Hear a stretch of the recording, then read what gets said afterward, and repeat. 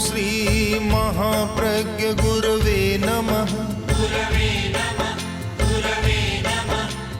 ओम श्री महाप्रज्ञ गुरवे नमः। ओम श्री महाप्रज्ञ गुरवे नमः। ओम श्री महाप्रज्ञ गुरवे नमः। ओम श्री महाप्रज्ञ गुरवे नमः। नमो अरहंताणं नमो अरहंताणं नमो अरहंताणं।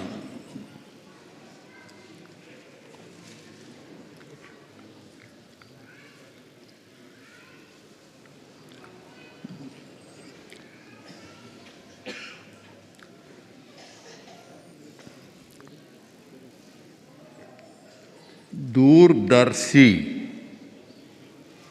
वह व्यक्ति होता है जो परिणाम को देखता है। परिणामदर्शी दूरदर्शी केवल वर्तमान प्रवृत्ति को नहीं देखता, परिणाम को देखता है, वह दूरदर्शी होता है। यह संस्कृत का जो अभी चल रहा है, यह पूज्य कालूगणी की दूरदर्शिता का परिणाम है। तेरा पंथ धर्म संघ का जो विकास हुआ है, उसमें संस्कृत का बड़ा योग है। संस्कृत पर अधिकार हुआ और उससे विद्याओं का विकास हुआ। प्राकृत भी पढ़ने को मिला, तो संस्कृत और प्राकृत दोनों का बड़ा योग है। और बहुत सहजता से स्वीकार करने में कोई कठिनाई नहीं कि पूज्य कालूगणी ने इतनी दूरदर्शिता से काम किया कि आचार्य बने, और आचार्य बनने के बाद संस्कृत का अध्ययन किया, और अध्ययन भी इस प्रकार किया कि छोटा बच्चा जैसे करता है। पट्ट से नीचे बैठकर और इस प्रकार रटन लगाते या घोटते कि जैसे छोटा बच्चा करता है। बड़ा विचित्र था, बहुत विलक्षण था। उन्होंने देख लिया परिणाम कि इसका परिणाम क्या होगा। आज उसके मीठे फल लग रहे हैं, अच्छा परिणाम हो रहा है और विकास हो रहा है। अगर पूज्य कालूगणी इस ओर ध्यान नहीं देते तो शायद तेरा पंथ का स्वरूप दूसरा होता, यह विकास नहीं होता।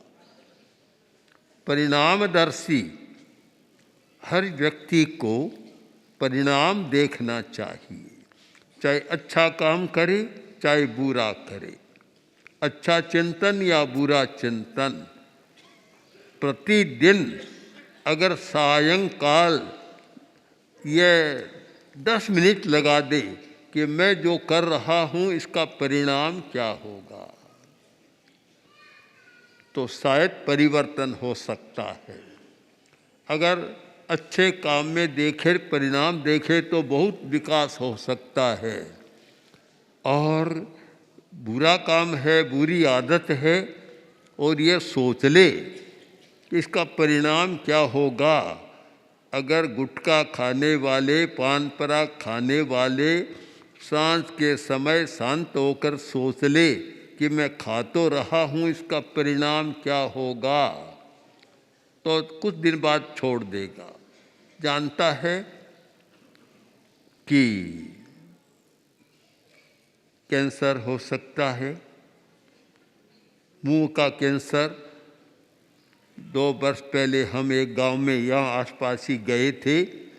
एक भाई युवक को लेकर आया और बोला कि इसका मुंह खुलता ही नहीं है, यह रसगुल्ला भी नहीं खा सकता, इतना भी नहीं खुलता है।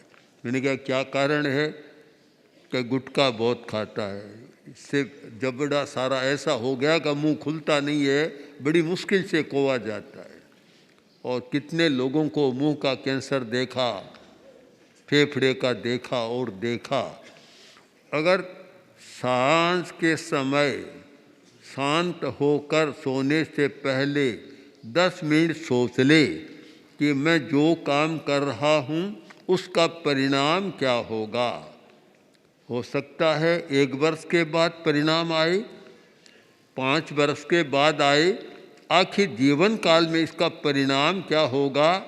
और यह भी सोच ले कि मेरे जीवन में न आए, मेरी अगली पीढ़ी में इसका परिणाम क्या होगा। ये भी सोचे, हर आदमी परिणाम सोचता है। बूढ़ा आदमी बीज बो रहा था आम का, तो कुछ युवक आए और बोले कि बूढ़े बाबा क्या कर रहे हो? कभी आम का बीज बो रहा हूँ। कि तुम तो बहुत बूढ़े हो गए। बूढ़े हो गए। और उस समय की कहावत भी थी, उस समय होता था, आजकल तो जल्दी हो जाता है कि 12 वर्ष के बाद फलेगा, तुम बूढ़े हो गए, क्या करोगे बोकर? बोला कि मैं मेरे लिए नहीं सोचता, मैं अगली पीढ़ी के लिए सोचता हूँ कि ये अगली पीढ़ी के काम आएगा। आदमी अगली पीढ़ी के लिए बुराई भी छोड़ जाता है और अच्छाई भी छोड़ जाता है। अगर स्वयं की आदत बुरी है, चिंतन अच्छा नहीं है, तो अगली पीढ़ी के लिए बुराई भी छोड़ जाता है। और चिंतन अच्छा है तो अच्छाई भी छोड़ जाता है। आज की समस्या है कि आर्थिक मंदी का युग चल रहा है और भयंकर समस्या बहुत लोगों के सामने, बहुत लोगों के नहीं, बहुत देशों के सामने।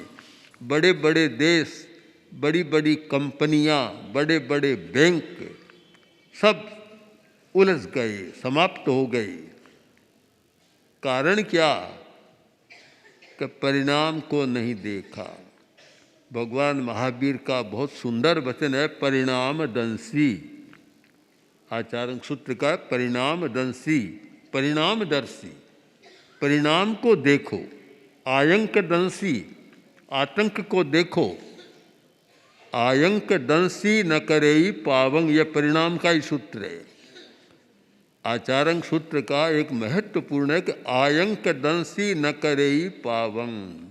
जो व्यक्ति देखता है कि मैं जो कर रहा हूँ इससे आतंक पैदा होगा, परिणाम अच्छा नहीं होगा, तो फिर वह बदल सकता है। एक दिन में नहीं, प्रतिदिन अनुप्रेक्षा करे, चिंतन करे कि जो मेरा चिंतन, मेरा विचार, मेरा आचार, मेरा व्यवहार है, इसका परिणाम अच्छा नहीं, ये आतंक पैदा करेगा। मेरे लिए भी इष्ट नहीं होगा, दूसरों के लिए भी इष्ट नहीं, और आने वाली पीढ़ियों के लिए भी अच्छा नहीं होगा। न करेई पावंग, एक इतना बड़ा सूत्र है आदतों को बदलने का कि आयंक दंसी न करेई पावम। जब पता लग जाए कि आतंक है तो फिर वह नहीं करेगा। और प्रातःकाल हम लोग जो जाते थे बहुत दूर घूमने के लिए पहाड़ियों में, उधर वापस आ रहे थे। वापस आते आते गुरुदेव ने मेरा हाथ पकड़ लिया। मैं पास में चल रहा था, गुरुदेव रुक गए और मेरा हाथ पकड़ लिया। हाथ पकड़ कर बोले, महाप्रज्ञ, अगर हम पहले ही चेत जाते तो जरूर शतायु होते, 100 वर्ष जीते, पर पहले ध्यान नहीं दिया, परिणाम नहीं देखा, थोड़ा देर से संभले, यानी खान पान का परिवर्तन बाद में किया। और मुझे याद है कि विक्रम संवत 5 के साल में गुरुदेव ने और मैंने भी एक सारा व्यवहार बदला। चर्या बदली, बिहार चर्या इशिणम पसत्था, उस पर आए। तो गुरुदेव ने कहा कि अगर हम पहले अगर हो जाते तो 5 की साल, और आचार्य बने थे गुरुदेव 93 की साल, कितने वर्ष हो गए? 12-13 वर्ष, और पहले भी मुनि जीवन भी, कि पहले अगर हो जाते तो अवश्य शतायु होते। पहले ध्यान नहीं दिया कि हमारा आहार कैसा होना चाहिए, हमने परिणाम को नहीं देखा। क्योंकि जब भोजन में अधिक मिठाइयाँ, अधिक तली हुई चीज़ें, अधिक गरिष्ठ भोजन, मावा, मैदा, मलाई आदि आदि ये सारे अधिक मात्रा में होते हैं, तो वे जीवन को कम करते हैं, आयुष्य को भी कम करते हैं, क्योंकि उससे शरीर तंत्र निकम्मा होता है। आजकल बहुत सारी बीमारियां बढ़ रही है। अगर ये सूत्र आए कि परिणाम दंसी, मैं खा तो रहा हूँ, इसका परिणाम क्या होगा? मैं हर दिन आइसक्रीम खा रहा हूँ, हर दिन कचौड़ी पकोड़ा खा रहा हूँ, हर दिन मैं गरिष्ठ भोजन कर रहा हूँ, और हर दिन ये मैदे की बनी हुई चीज़ें, मावा और मैदा, मैदे की बनी हुई चीज़ें, जिनके नाम आज के बच्चे ज़्यादा जानते हैं सारे।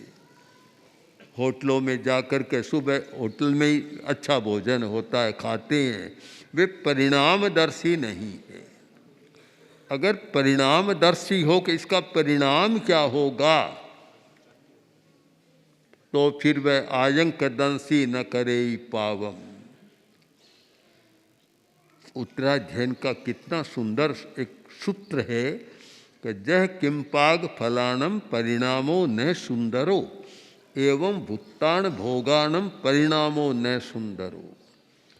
किंपाग फल बड़ा मीठा होता है, लाल रंग, दिखने में बड़ा बढ़िया, और खाने का मतलब है कि गहरी नींद, फिर नींद से कभी उठता ही नहीं है, मृत्यु है उसका।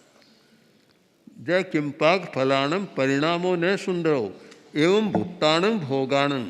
आज की आर्थिक मंदी पर भी यह सूत्र लागू होता है कि लोन लो और खूब उपभोग करो।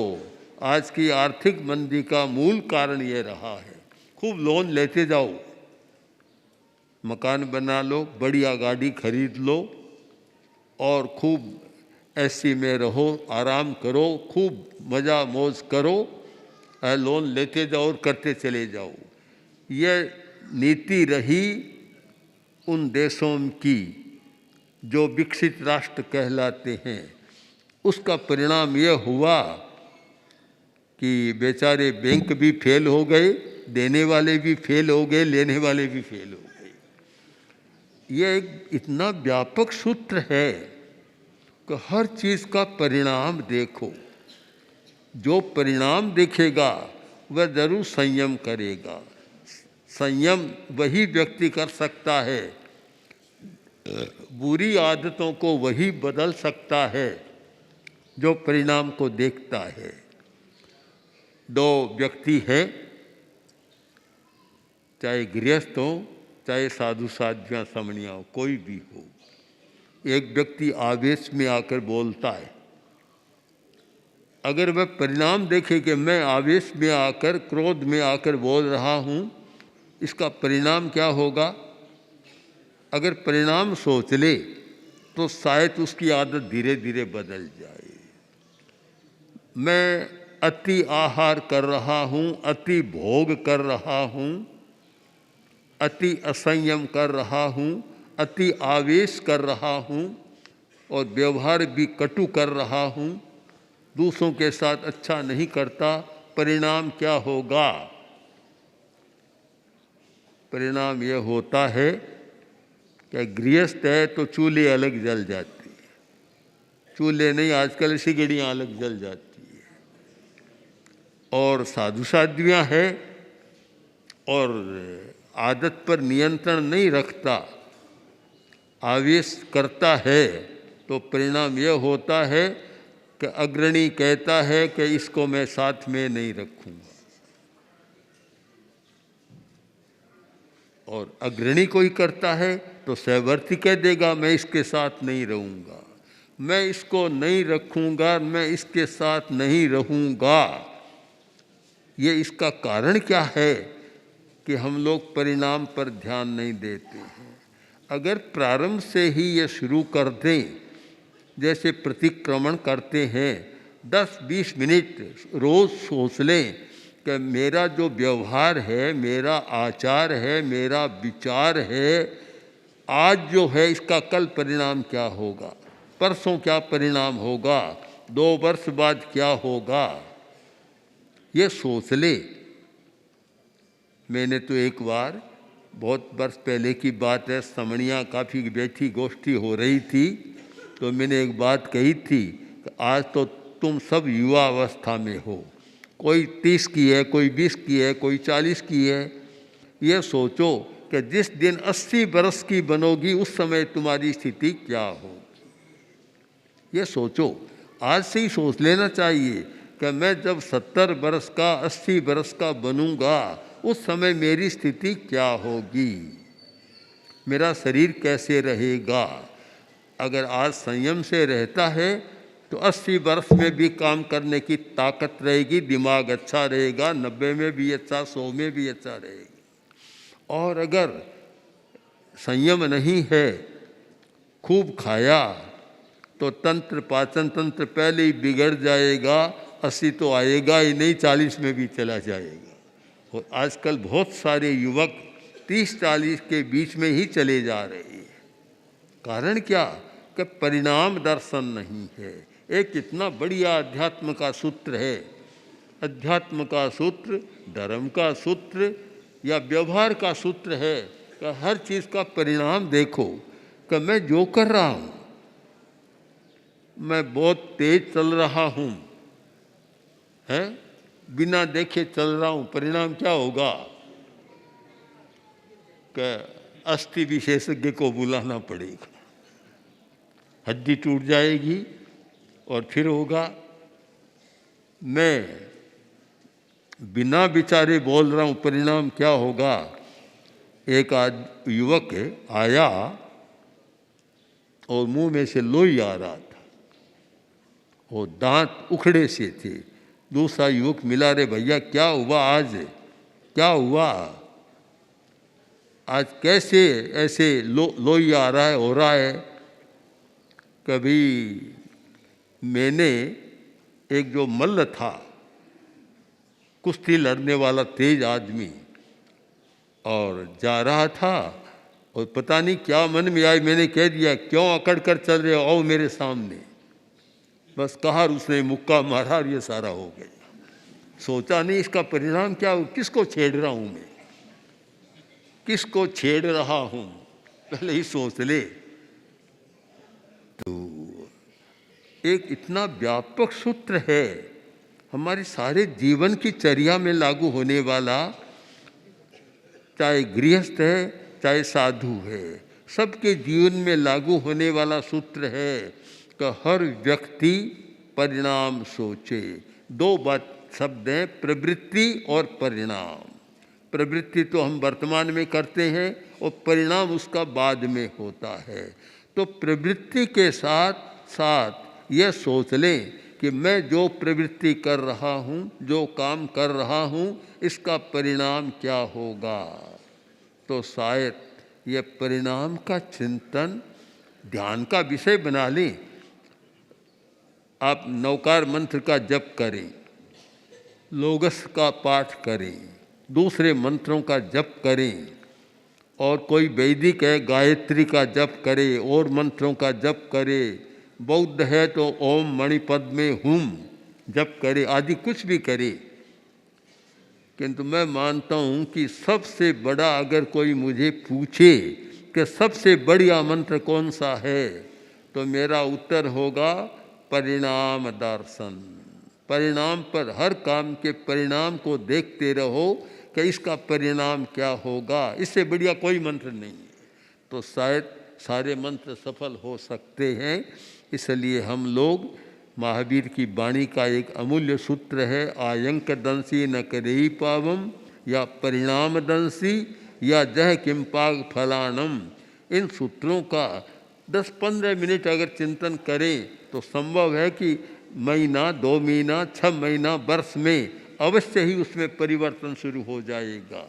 इसलिए हम इस अमूल्य सूत्र का, जो अध्यात्म का सूत्र है, अपने जीवन में उपयोग करें। पूज्य कालूगणी ने परिणाम देखा था कि उस समय तो कोई ज़्यादा नहीं था, पर प्रवृत्ति की, परिणाम देखा कि इससे संघ का बहुत बड़ा विकास होगा। तो आज जो ये हो रहा है और महाश्रवण ये समय लगा रहे हैं, खुद लोग बैठे हैं, बोले ही नहीं, दूसरों को बुला रहे हैं, इसका मतलब क्या? तो वह परिणाम हो रहा है, पूज्य कालूगणी की प्रवृत्ति का परिणाम है। उसका उदाहरण बता रहे हैं कि देखो, इन्होंने तो नहीं कहा, मैंने इनके मन की बात कह दी कि ये कहना ये चाहते हैं, लोगों को संस्कृत समझ में नहीं आ रहा है, पर लोगों को ये बताना चाहते हैं कि देखो, पूज्य कालूगणी ने एक ऐसी दूरदर्शितापूर्ण परिणामदर्शी प्रवृत्ति शुरू की, उसका यह परिणाम हो रहा है। तो आज हमारे छोटे छोटे साधु भी संस्कृत में बोल रहे हैं। ओम ओम श्री महाप्रज्ञ गुरवे नमः।